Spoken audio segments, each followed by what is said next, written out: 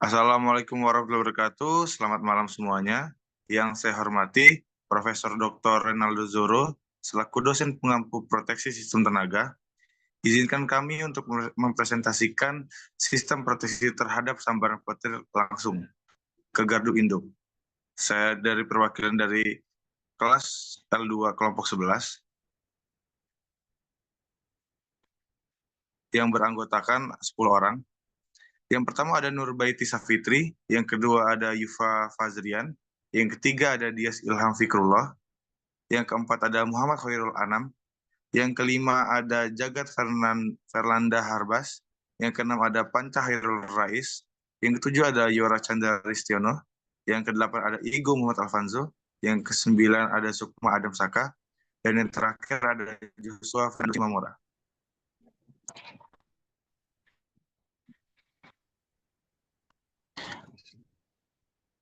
Polisi kita mencoba teori, metodologi, hasil dan analisis, dan yang terakhir adalah kesimpulan.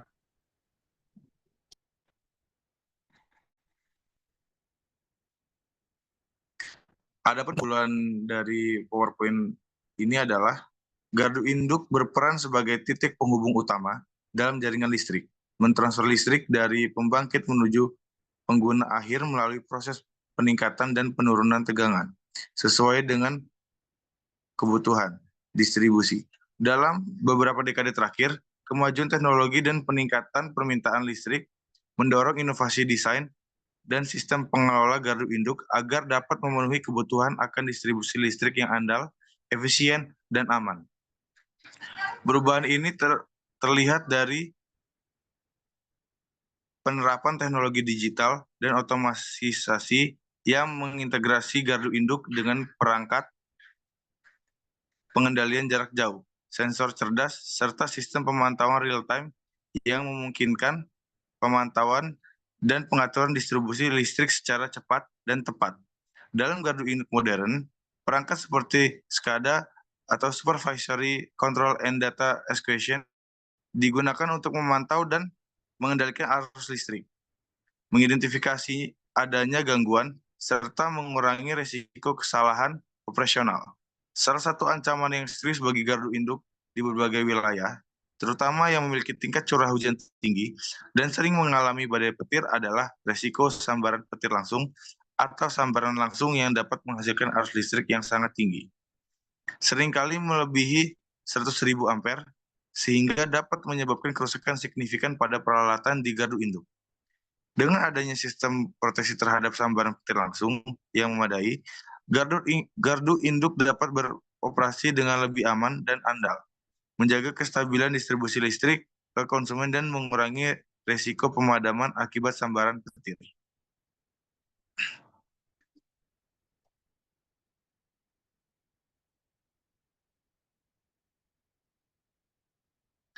Pendahuluan. Adanya tujuan kuliah lapangan ini adalah: 1. Memahami konsep sistem proteksi terhadap sambaran langsung pada gardu induk dan menara transmisi.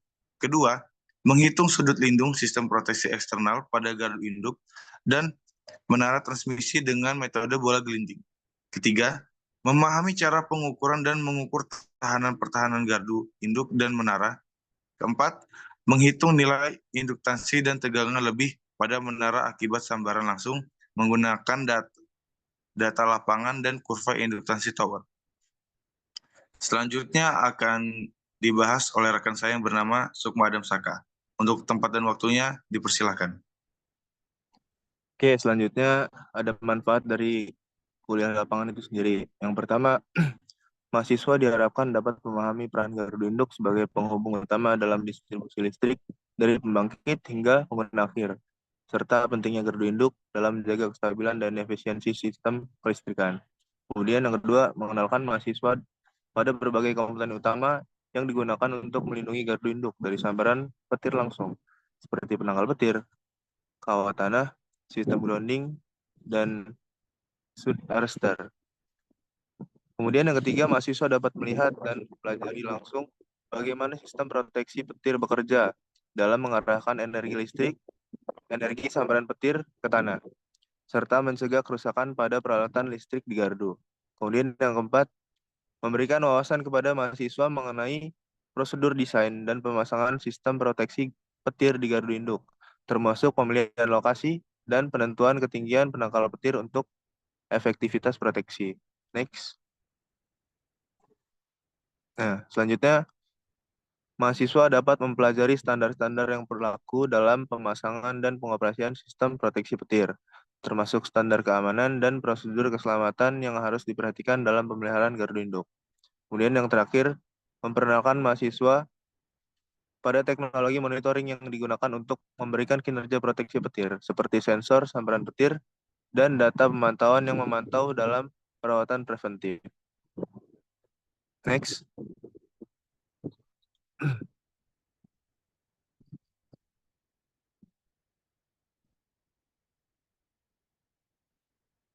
Nah, selanjutnya masuk ke dasar teori.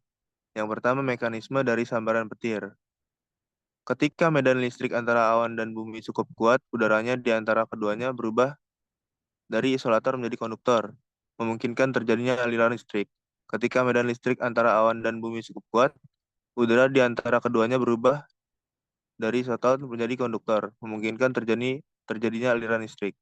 Panas yang dihasilkan dari petir sambaran dapat mencapai hingga 30.000 Kelvin yang cukup untuk memanaskan udara dan sekitarnya hingga mengembang dengan cepat dan menciptakan gelombang suara berupa guntur.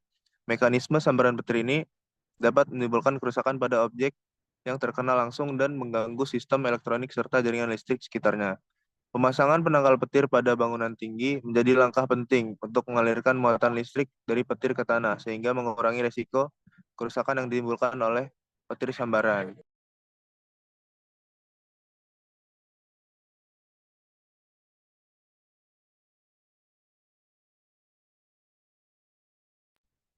Next. Selanjutnya, yang pertama pembentukan muatan awan. Proses terjadinya muatan listrik di dalam awan disebabkan oleh adanya partikel udara, es, dan uap udara. Partikel-partikel ini dipanggil dan mengalami transfer elektron, sehingga terjadinya pembatalan paket di dalam awan. Pada umumnya, bagian atas awan bermuatan positif, sementara bagian atas awan bermuatan negatif. Yang kedua, proses pemisahan muatan. Muatan negatif pada bagian bawah awan akan medan listrik yang kuat di antara awan dan permukaan bumi. Pemisahan muatan ini yang semakin memperbesar medan listrik. Dan ketika medan listrik ini cukup kuat, udara yang umumnya merupakan isolator akan berubah menjadi konduktor.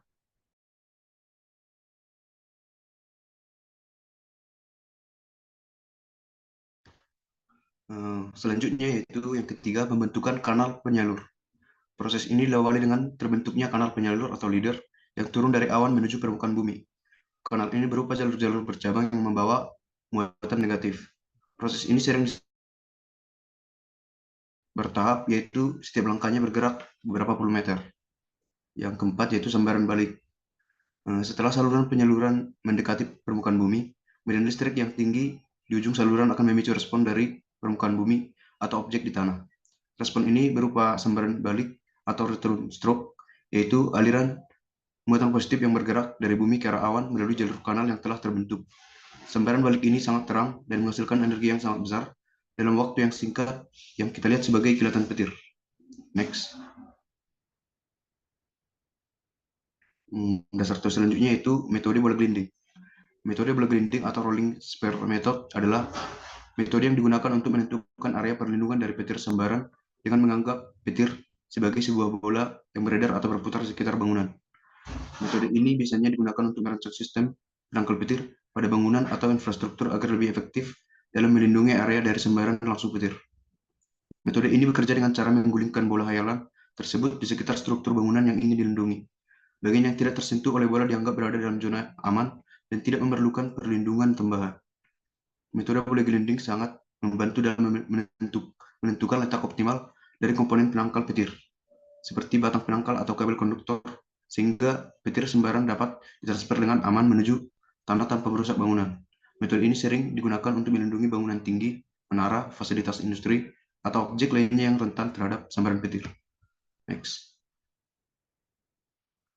Jarak sambar petir atau dalam istilah Inggris dikenal sebagai striking distance adalah konsep penting dalam ilmu meteorologi dan teknik perlindungan petir. Istilah ini merujuk pada jarak maksimum di mana petir dapat melompat dari awan ke objek di permukaan bumi atau di udara. Persamaan yang dipakai di permukaan bumi atau di udara. Persamaan yang dipakai merupakan dari Armstrong dan Whitehead dengan memakai probability 50%. Next. Kemudian selanjutnya itu faktor yang mempengaruhi jarak sambar petir. Yang pertama ada tinggi objek, yang kedua besar arus petir, yang ketiga kondisi lingkungan, yang terakhir medan listrik. Yang kedua yaitu metode perhitungan jarak sambar petir. Ada beberapa metode yang digunakan untuk memperkirakan jarak sambar petir. Salah satunya adalah Rayleigh-Spear method, yaitu metode ini menggunakan konsep bola imajiner yang digulung di sekitar objek untuk menentukan area perlindungan. Dengan menggunakan bola yang memiliki radius tertentu, para insinyur dapat memetakan zona perlindungan untuk memastikan bahwa tidak ada bagian dari bangunan yang terbuka terhadap sambaran petir langsung. Selanjutnya itu proteksi terhadap sambaran petir pada gardu induk. Gardu induk berfungsi sebagai titik penghubung antara sistem transmisi dan distribusi tenaga listrik, dan oleh karena itu sangat rentan terhadap risiko sambaran petir. Perlindungan yang efektif terhadap sambaran petir tidak hanya melindungi peralatan dan infrastruktur, tetapi juga menjamin kontinuitas pasokan listrik dan keselamatan personel yang bekerja di lingkungan tersebut. Selanjutnya akan dilanjutkan teman saya, Panca. Selanjutnya itu metodologi. Tempat dan waktu kuliah lapangan. Tempat itu berada di Gardu Induk Sukarame, alamat Desa Harapan Raya, Sukarame, Kota Bandar Lampung. Pada tanggal 18 Oktober 2024. Metode penelitian, pengukuran lapangan adalah metode pengukuran yang aktual dan dilakukan secara langsung pada gardu induk. Pengukuran secara langsung memiliki akurasi menengah. Hal ini disebabkan faktor toleransi alat ukur, kesalahan manusia, maupun kondisi permukaan tidak rata. Langkah-langkah dalam pengukuran lapangan yaitu survei lokasi, pengukuran dimensi, dokumentasi. Metode penelitian ini dipilih karena sangat efektif dan dalam pengambilan data serta alasan keamanan. Next.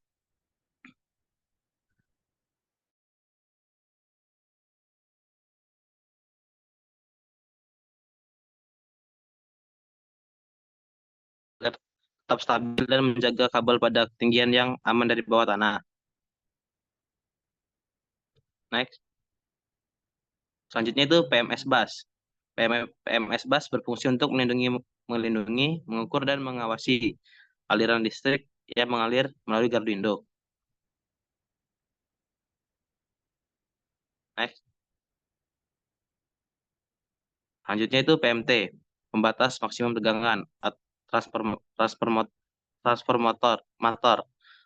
PMT berfungsi untuk melindungi komponen dari lonjakan tegangan yang berlebih yang dapat merusak komponen lain. Next.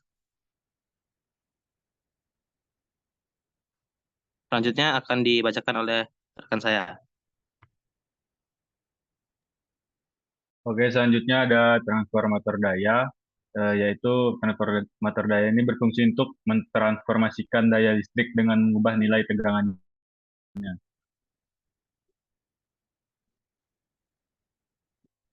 Kemudian di sini ada cooling fan pada transformator daya. Bentukannya bisa dilihat pada gambar, yaitu fungsinya untuk menjaga suhu transformator agar tetap stabil saat beban listrik cukup tinggi.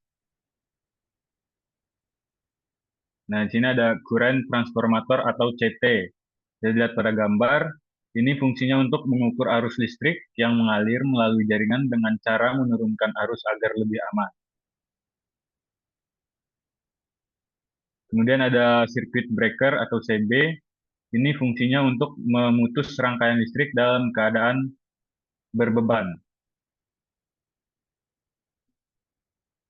Nah, kemudian ada counter operasi. Tidak tergambar, ini fungsinya untuk mencatat jumlah operasi atau pemutusan yang dilakukan oleh pemutus jaringan. Kemudian selanjutnya akan dibacakan oleh rekan saya, Bias. Baik, di sini ada hasil dan pembahasan dari parameter petir dan tugas pembahasan dari nomor 1. Yang pertama kita ketahui arus puncak pada statistik 50% lebih tinggi dibandingkan dengan 85% 18 kilo ampere. Sesuai dengan distribusi petir yang menunjukkan bahwa lebih banyak petir di daerah tropis memiliki arus yang lebih kecil. 85% kejadian dengan arus kurang dari sama dengan 18 kilo ampere.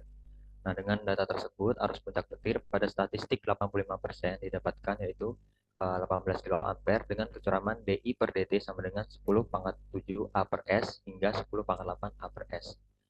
Kecuraman ini lebih tinggi pada sambaran petir dengan arus besar 40 kilo ampere, sedangkan untuk arus yang lebih kecil 18 kilo ampere, kecuramannya sedikit lebih rendah, meskipun masih cukup besar, sekitar 10⁻7 A per S hingga 10⁻8 A per S.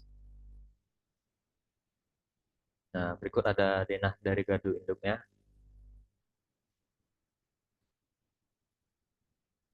Nah, di sini ada sketsa dari bola gelinding dengan probability 50%.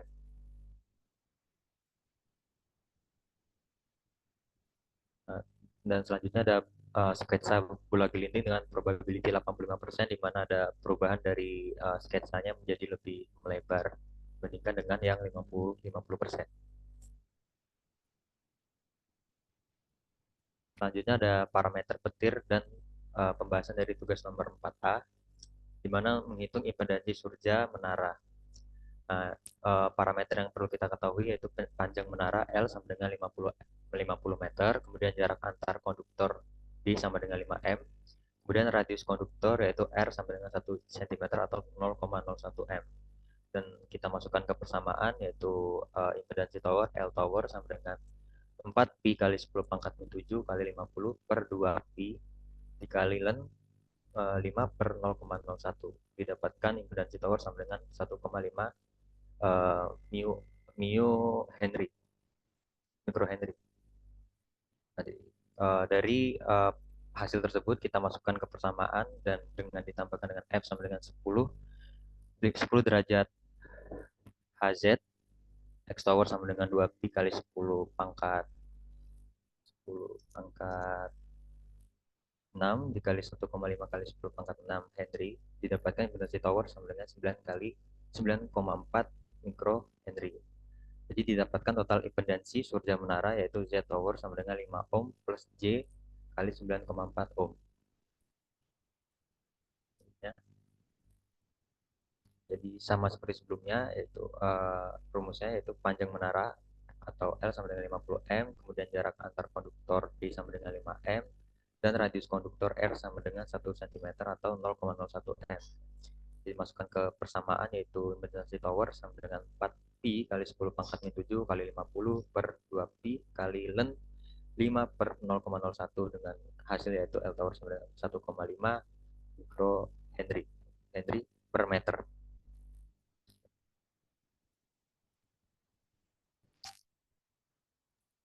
Oke, selanjutnya di sini ada perhitungan untuk mencari arus puncak. Yang pertama itu ada probabilitas di 50% dengan arusnya 40 kilo ampere. Dan untuk rumusnya itu dapat dicari dengan menggunakan U sama dengan R impedansi dikali dengan I. Untuk U50% sama dengan 3 dikali 40 dengan hasilnya 120 kilo ampere. Dan yang untuk probabilitas 85% dengan arus 18 kilo ampere itu dapat dihitung dengan rumus U 85% sama dengan 3 dikali 18 dengan hasil 54 kilo ampere.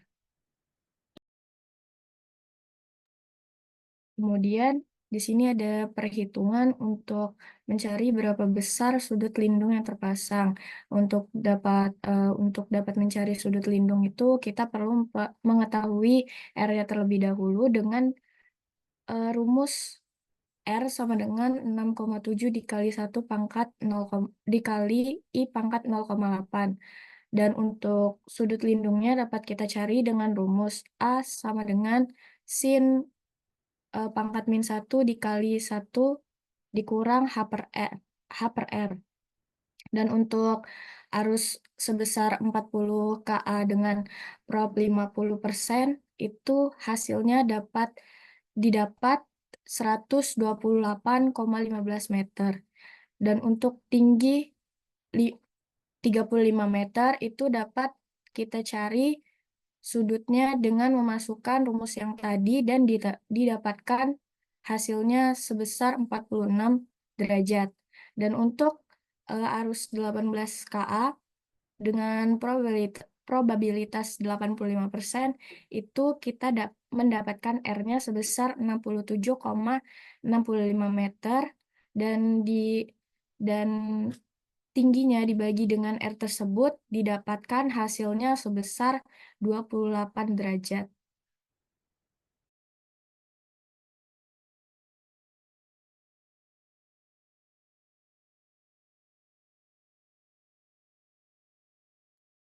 Oke, selanjutnya itu ada hasil dan pembahasan yang dimana perhitungan dan analisa di nomor kedua.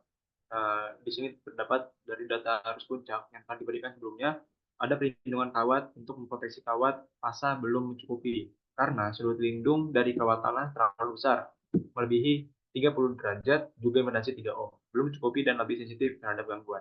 Karena impedansi ini akan menjadi rendah tersebut dan mendeteksi lebih cepat terhadap gangguan. Nah, lalu ada sudut lindung yang seharusnya dipasang tidak boleh lebih dari 30 derajat dengan vertikal. Dengan kata lain, kerucut pelindung harus mempunyai diameter yang kira-kira sama dengan tinggi dari menara pelindung. Sedangkan pada sudut lindung yang didapatkan dari pengamatan yaitu 46 derajat, membuat switch yard beresiko sangat kecil. Next. Nah, lalu ada perhitungan dan analisa di nomor 3A, yang dimana soalnya itu adalah hitung tegangan lebih petir pada isolator menara bila petir menyambar menara terakhir sebelum masuk gardu 150 kV tersebut. Nah, di sini sudah terdapat ada nilai resistansinya, itu adalah 3 ohm, lalu nilai arusnya I sedangkan 40 kA, lalu nilai L-nya itu 30 mikrohenry, lalu ada DI per DT sedangkan 30 kA mikrosecond. Nah, lalu ada Vm, voltmeternya sedangkan arus dikali resistansinya, lalu ditambah L, lalu dikali DI per DT. Nah, di sini sudah ditemukan bahwasanya 40 dikali 3 ditambah 30 mikrohenry, lalu di 30 kA dibagi mikrosecond, nah sama dengan hasilnya itu adalah 1300. Maka tegangan sistem 150 kV pada PL sama dengan akar 2 dibagi akar 3 dikali 150 sama dengan 120. Jadi VM-nya itu adalah 1300 ditambah 120 sama dengan 1320 kV. Nah, di sini ketahanan impuls juga Charter Bill itu didapatkan 1105 untuk 12 keping insulator tegangan sistem 110 kV. Maka 1320 kV bisa lebih besar daripada 1105 menjadi BFO atau back.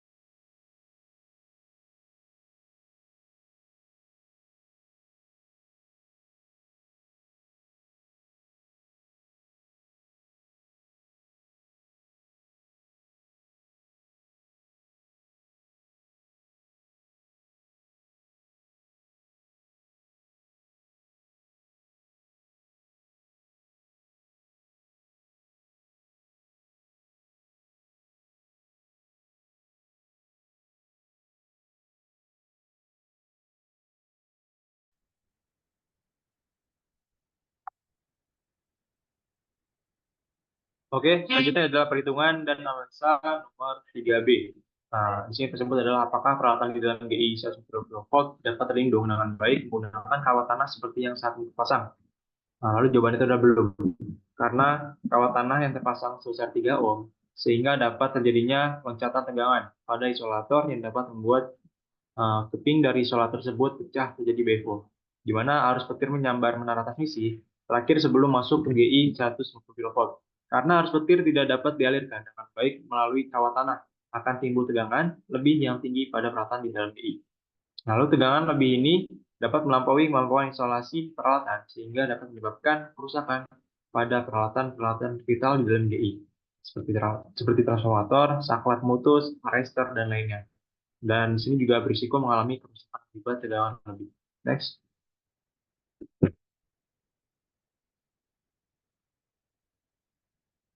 Lalu di sini ada perhitungan analisa. Di sini ditemukan untuk nilai IV-nya sama dengan 300 meter per meter second. Lalu ada jarak menara ke gardu, di mana 1 D sama dengan 50 meter. Lalu V menara sama dengan V lebih dikali E. Nah, di sini ada minus D per V, yang di mana V menara sama dengan 1320 kV dikali E. Lalu di min 50 dibagi 300.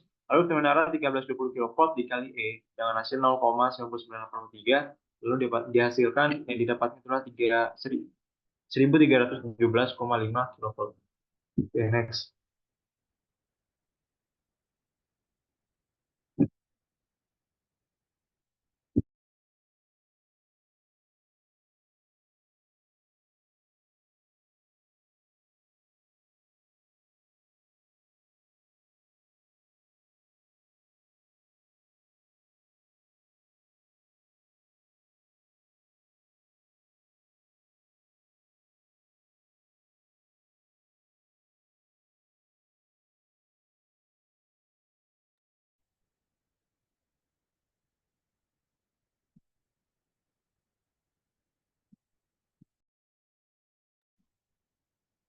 Baik, untuk selanjutnya nomor 4 yaitu tahanan tanah yang diukur dengan menggunakan earth sister pengujian tanah.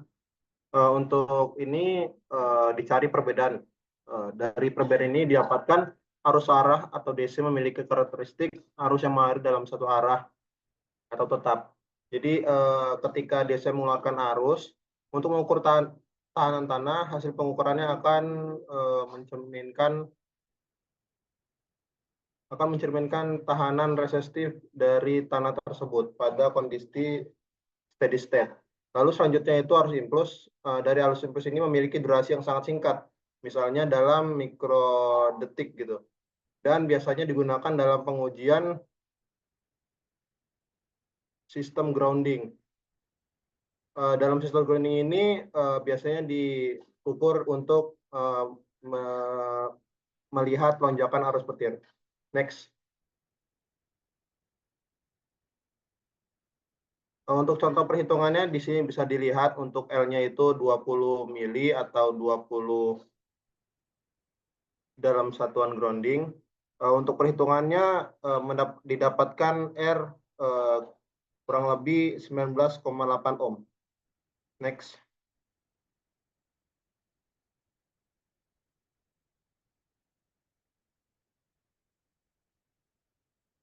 Lalu selanjutnya pengukuran tahanan tanah dengan frekuensi rendah seperti arus DC dengan frekuensi 50 sampai 60 Hz. Bahkan 400 Hz masih banyak dilakukan oleh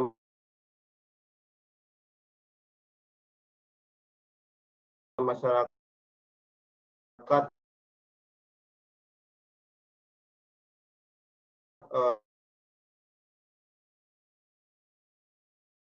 karena atau pabrik yang bekerja dengan D atau AC pada frekuensi standar 50 atau standar ini diakui oleh IEEE dan selanjutnya pada frekuensi rendah seperti DC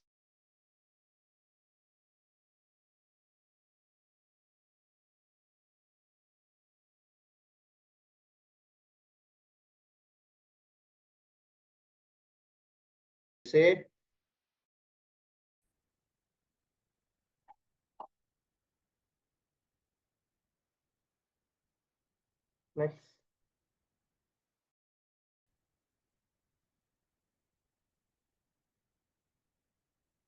Oke, pada saluran udara 150 kV yang terletak pada gardu pada sambar petir langsung. Namun sejauh mana resiko ini belum dapat diminimalisir atau diatasi tergantung pada beberapa faktor teknis. Antara lain yaitu ketinggian dari posisi saluran, maka semakin tinggi saluran tersebut, maka semakin besar kemungkinan untuk terjadinya sambaran petir. Next.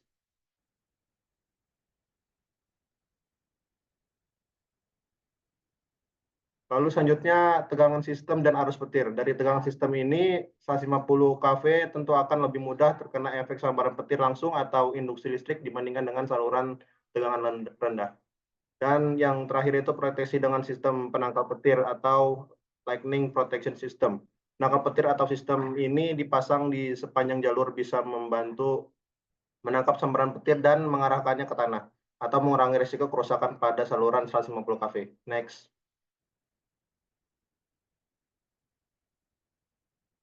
Dan selanjutnya akan dipaparkan oleh rekan saya. Oke, terima kasih. Untuk selanjutnya itu ada kesimpulan dan saran. Di mana kesimpulan yang telah didapat kali ini ada 4 kesimpulan. Yang pertama itu ada sistem proteksi terhadap sambaran petir pada gardu induk dan menara transmisi sangatlah penting untuk memastikan keandalan operasional sistem kelistrikan. Di mana di gardu induk perlindungan dilakukan dengan pemasangan penangkal petir, sistem pembumian, short arrester, serta proteksi menggunakan insulator, CB, dan juga overcurrent untuk menangani lonjakan tegangan atau arus yang disebabkan oleh sambaran petir. Di mana kedua sistem proses ini bertujuan untuk mencegah kerusakan pada peralatan kelistrikan. Yang kedua, menggunakan metode block gliding untuk menghitung sudut lindung pada gardu induk dan menara transmisi memungkinkan perhitungan geometris yang sederhana namun efektif untuk memastikan bahwa struktur tersebut melindungi dari sambaran petir. Yang ketiga, menghitung induktansi menara transmisi dan tegangan lebih akibat sambaran petir membutuhkan data teknis yang cukup detail seperti tinggi menara, jarak antar konduktor, dan karakteristik arus petir. Yang keempat, pengukuran pertahanan pada gardu induk dan menara transmisi merupakan bagian penting dari pemeliharaan sistem kelistrikan yang aman. Di mana hal ini mengetahui bahwa sistem pembumian berfungsi dengan baik untuk mengalirkan arus gangguan termasuk sambaran petir ke tanah.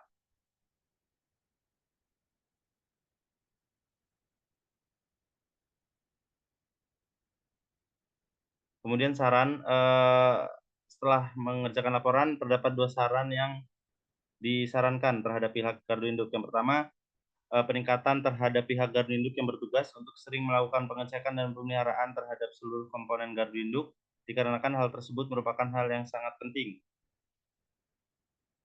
Di mana ditambah selama bangunan berlangsung belum pernah dilakukan perbaikan dan pemeliharaan secara besar-besaran, sehingga pengecekan dan pemeliharaan rutin sangat penting itu dilakukan. Yang kedua, lebih diperhatikan lagi terkait pemasakan kawat tanah pada area gardu induk, di mana sesuai pengamatan dilakukan, kawat tanah pada bagian tengah di antara PNT tidak terpasang, sehingga hal ini harus lebih diperhatikan lagi terkait penempatan dan pemasangan kawat tanah. Mungkin cukup sekian yang dapat saya sampaikan. Saya kembalikan lagi ke moderator. Baik, terima kasih Saudara Jagat. Presentasi sudah selesai. Mohon maaf bila ada salah kata. Saya akhiri. Wassalamualaikum warahmatullahi wabarakatuh. Selamat malam semuanya.